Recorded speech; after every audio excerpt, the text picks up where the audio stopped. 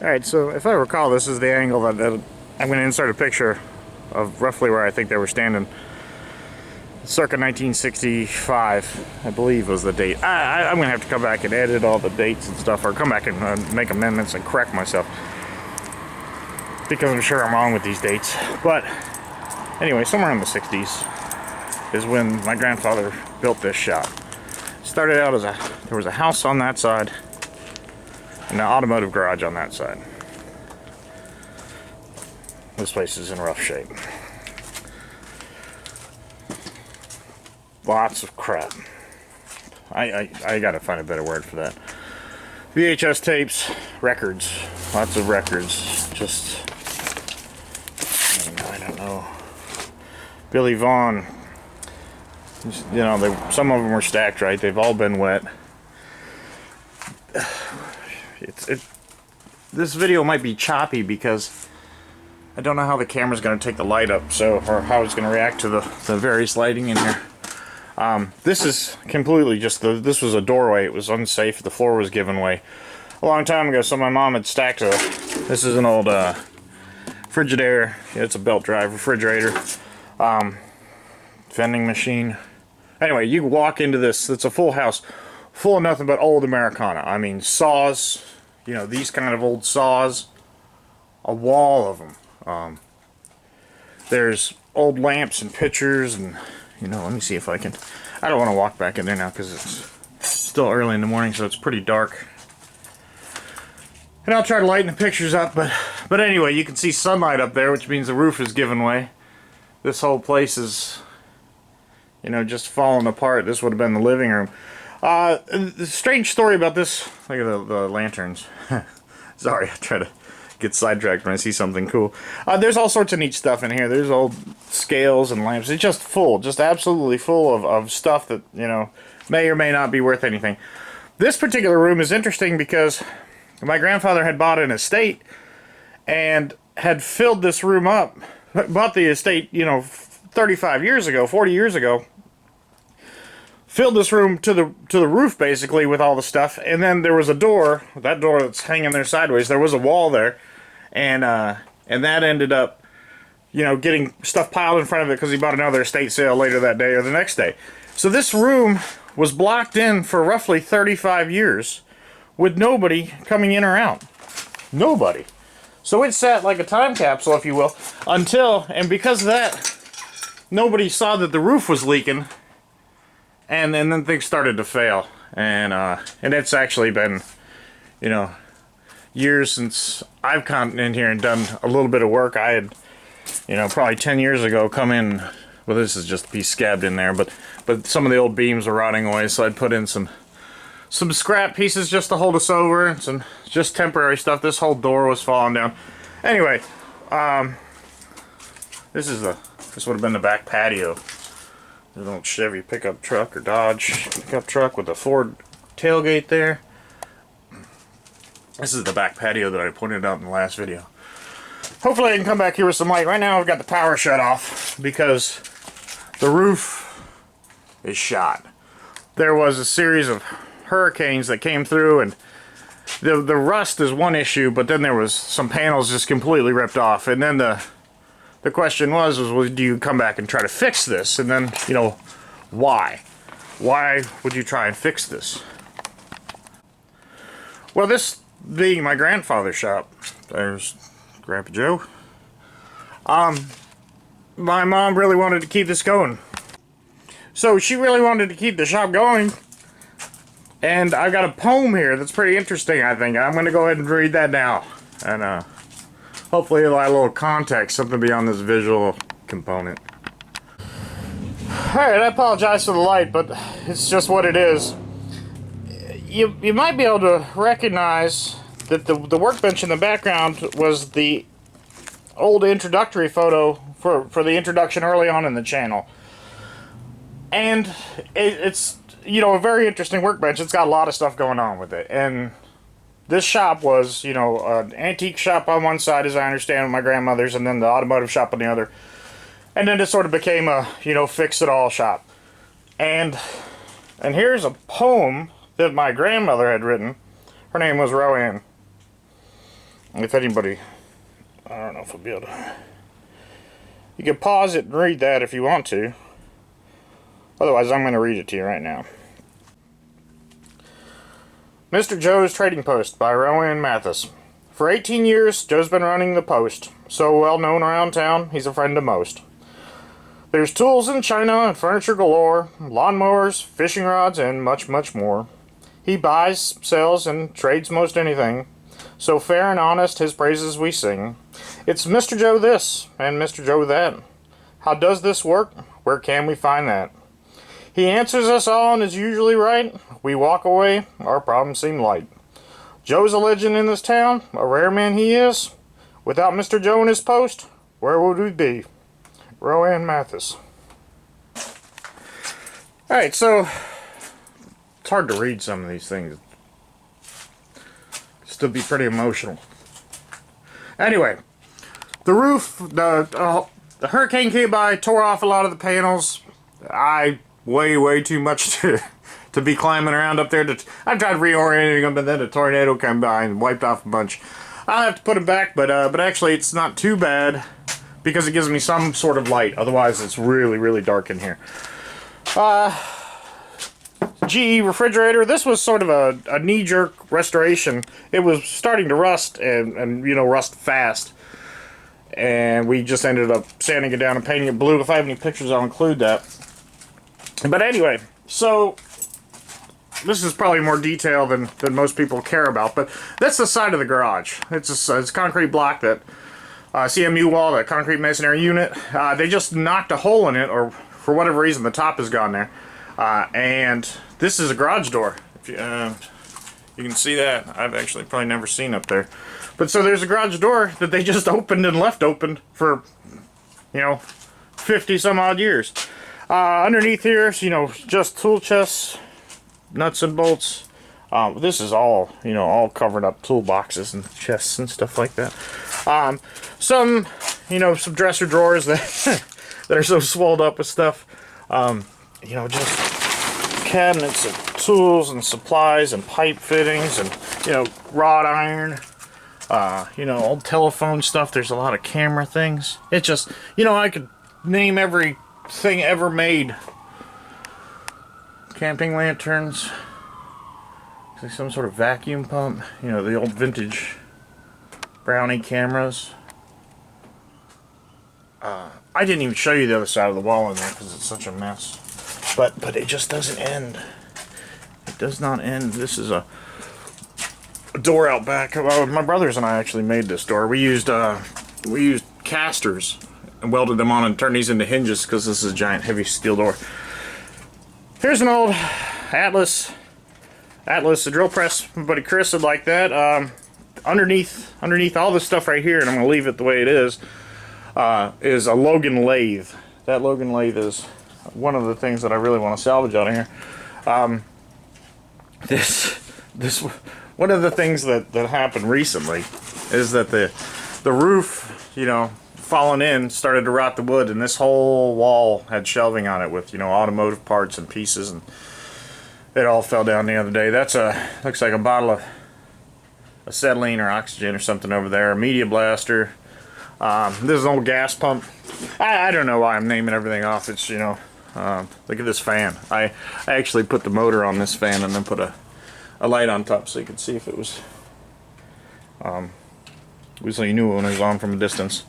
But anyway, this place is falling apart fast. This whole back wall is, you know, falling in, and it's just, it is head high with stuff. These cabinets are full of tools. You know, a little air compressor, you know, some sort of a table saw, more cabinets, a lot of stainless stuff too. Air compressors, oxyacetylene, piles of air compressors back there. Lots of aluminum, snap-on boxes. I think there's a big flat file. I don't know if that's a really nice cabinetry hidden back in there. And just toolboxes and toolboxes. And, you know, this is just, any one of these drawers would be, you know, almost a year's worth of restorations if you did it full time. And then, you know, these are all things my mom picked up. Oh, shit, all the new dishes and stuff. New in the box dishes, just crazy. Vices, pipe vices. This looks like a brake lathe. Snap-on cabinets. Aluminum shelving. Yeah. Locker. It just goes on and on and on. And then I come out here and it's engines, trowels, just plain steel, everything. There's a little bit of everything. Lots of aluminum. Lots. And well, this place was full of aluminum, literally full to the ceiling with aluminum. And when prices were low, my grandfather would buy it from across the street. And the only thing you got left was usually the stuff that was very hard to get, because they were breaking into here and stealing anything they could get their hands on. You saw in my last video that the guys that gotten in here in copper was the hot ticket, so they had stolen all the copper out. Here I am making a video I should be working.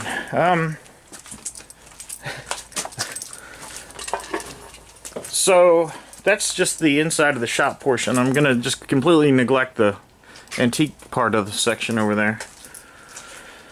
I'm really not super comfortable about walking in here by myself. This is the back of the shop. You've seen this before. And right now I don't have anything in particular that I need to be doing back here. Well, I mean, more than anywhere else. So I think I'm going to probably end the video here, at least this narrative section, the shop tour walk around, if you will. And anyway, this is what the shop is for now. This was the original Joe's shop. If I didn't mention that before, I mean, I did without making explicit mention of it, but my grandfather's name was Joe, so that's what I'm named after. So this is the original Joe's shop in all its, you know, glory. So that's it for now. Let me start doing some work, and you know, if I come across any interesting tools, I will set them aside and probably bring them with me. But anyway, I gotta stop saying and anyway. Alright, getting to work. Alright, this is the other side of the garage bay. I'll walk back here. There's an old ATC tire. I am sure that is worth, somebody out there is dying to have one of those. Tire machine, generator, paint stuff, lots of paint, oxyacetylene dolly, which is exactly what I need. Nice two-stage air compressor. Pretty neat engine there. I don't know what that is. The old telephone. Oxygen bottles. I don't rightly know what that is over there. I think it might be oh, that's a welder that's on the wall. And I think they didn't cut the cord off of that. They cut everything else off. What else? There is a wall-mounted drill press right there that I didn't ever know was here. I love those things. Like a hand-operated wall-mount drill press. I believe that's what that is. Home light chainsaw. Well, that would make a hand tool rescue restoration project there. I'm sure he's done one of those. Well, this is just going to be such a battle.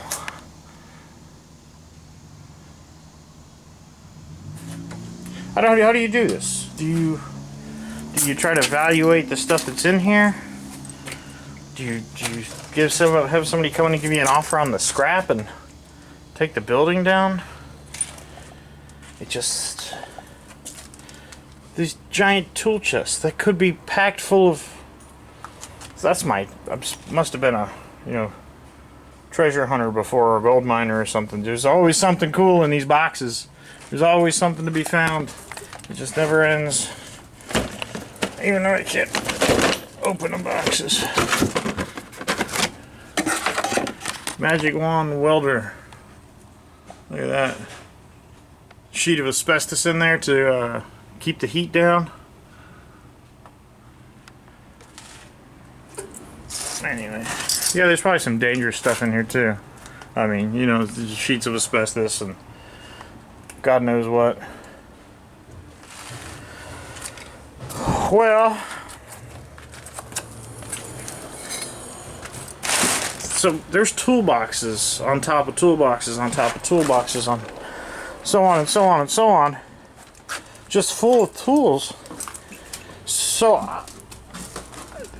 I just can't even think about restoring anything at this point because, you know, there's not enough people in the world and hours in the universe to come back and do anything with all this stuff. I have to figure out what goes and what stays, and then where do I put the stuff that I do take? So here's the tail end of that lathe, and I hope that it's not complete chowder. I'll leave it covered up for now, but there are some low-hanging fruit in here, and the aluminum, which of course is worth quite a bit in scrap, but I hate scrapping stuff. I don't want to scrap anything. I want to make something. Well, okay, let me show you here. We got all the saws. More hand saws than you know what to do with.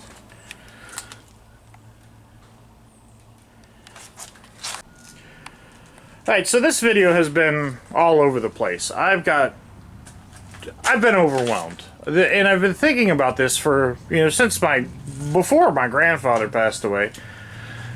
And now that it's sort of on our shoulders, my brothers and my father, it's hard to sort of come to terms on to what to do with this. You know, we know that it's fallen down. That's obvious. It's got to come down.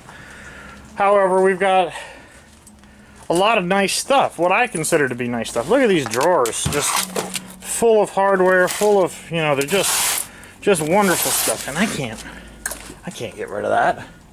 I could never sell that because I need stuff that I don't even know what's in here. You know, it's sort of an affliction, but you know, it's all sorted, it's all in these cabinets, they all work. It's just stuff that I see value in just about everything here. And of course the wood is the stuff that I don't like, but you know, look at this stool. How cool would it be to rebuild that? It just doesn't end. So it probably goes without saying that I'm overwhelmed.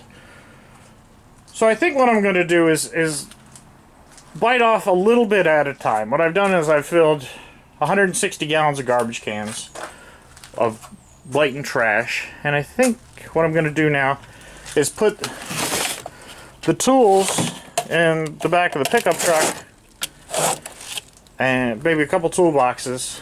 This is, you know, 2 or 3 of probably 50, and take them back and sort them in the other shop, my father's shop, and make a pile that I'm going to keep and a pile that I'm going to sell, and then my brothers can sell that at the flea market or whatever, and then we just do that over and over and over and over and over and over again. So I'm also going to bring back, God, this is a horrible video.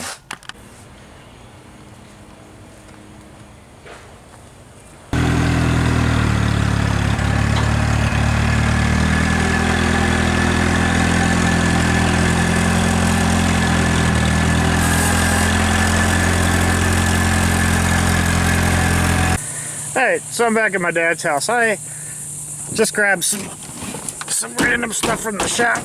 I'll give you an overview of what I got here. I really like this old stool. I think it's going to be pretty neat. There were some wood pieces to it that I should have grabbed. But anyway, I'm not going to work on it probably anytime soon. But anyway, I grabbed toolboxes, and I'll show you that. But before I do that, talk a little bit about the trailer. When I was pulling out that low, I should probably pick the hitch up a little bit, but this sits pretty low to the ground, and the driveway has sort of a ramp, an angle to it, if you will, sort of like that. And this bottomed out, and I got stuck in the middle of the road, and I couldn't unlatch this was stuck. I couldn't get this down to do anything. Not like that would have helped. Anyway, I was stuck right in the middle of the friggin' asphalt road with the trailer on it, but I was able to take a come along and hook it to the back of this truck, and then I had, you know, my Ford over in that general, like to the right behind it, was able to use the come along and put it in reverse, and then the neighbor guy Mike was able to come over and give me a hand pulling it out, or using the come along to pull me backwards, and I was able to get unstuck out of the middle of the asphalt road. So that was interesting. But anyway, let's take a quick look in this toolbox that I got. Alright, so the shop is just jam-packed full of tools and toolboxes and whatnot. And look at this, it's sort of, look at that. Some sort of tire inflator and chuck on the end of that. I have never seen anything like that. Some special plastic tool. A nice stone. This little S&K box bits in there. A nice machinist level. It doesn't have the equivalency chart on the back. And an all stainless pry tool. 5/8 stainless. No idea what that is. Some machinist clamps. Some sort of specialty spoon.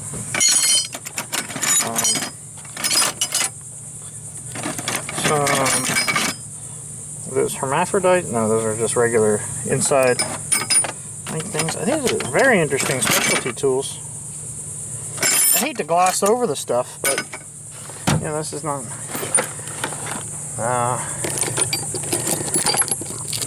Wow, look at that. Super neat stuff. Are these mini file set root canal dental assorted dental tools, pockets, more dental picks. Mark had sent me a whole set of dental picks. It was really nice. These are some sort of dividers.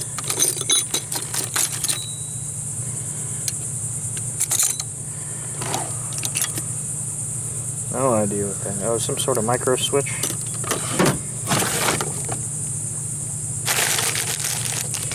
Amp meters.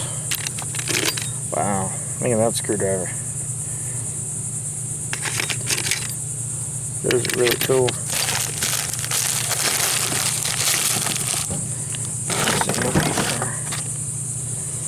Oh, some sort of gear reduction. No idea. Alright, some wire twisting pliers there. Set of crimpers.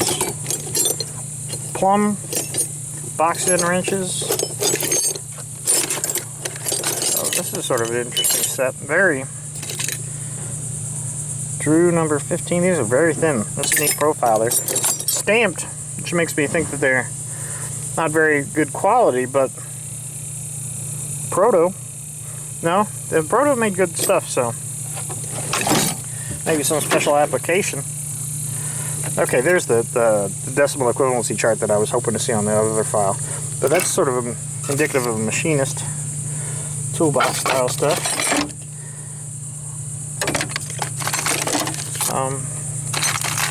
A battery terminal cooler.